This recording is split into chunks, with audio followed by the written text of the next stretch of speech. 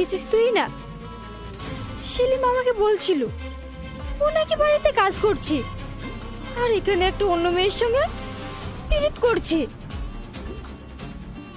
মেয়েটা তো দেখতে হেব্বি সুন্দর, কিন্তু সেলিম ভাইয়ের চয়েস তো খারাপ হতে পারে না। চল ঝাঁপিয়ে পড়ি। না, আমি আর কোনো কথা বলতে চাই না, ওর আসল রূপ দেখা হয়ে গিয়েছে। চল এখান থেকে।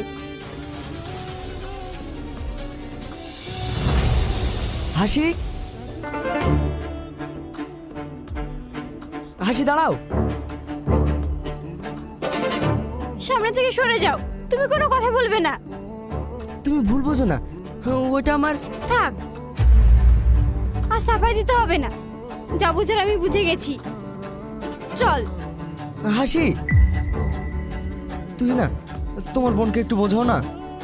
আমি ছোট মানুষ, আমি আবার কি বলবো, কিন্তু বুবু যেটা করছে আমি হলে সেটাই করতাম।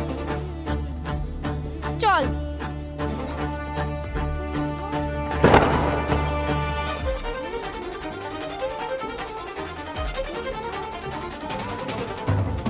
হাসি, দেখলে তো আমার কথা বিশ্বাস হলো? এই, সামনে থেকে সরে যাও বলছি, বুবু কিন্তু খুব রেগে আছে। তুমি কোনো চিন্তা করো না, আমি ওর রাগ ভাঙিয়ে দেব। শোনো, আমি খারাপ হতে পারি, কিন্তু সেলিমের মতো বেঈমান না। এত সুন্দর একটা প্রেমিকা থাকতে ও অন্য একটা মেয়ের হাত ধরে ঘুরে বেড়াচ্ছে। ছি।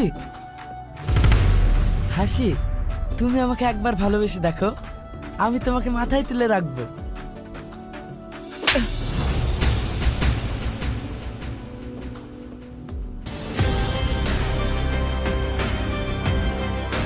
যা, ভালো কথার যুগ নাই রে ভাই।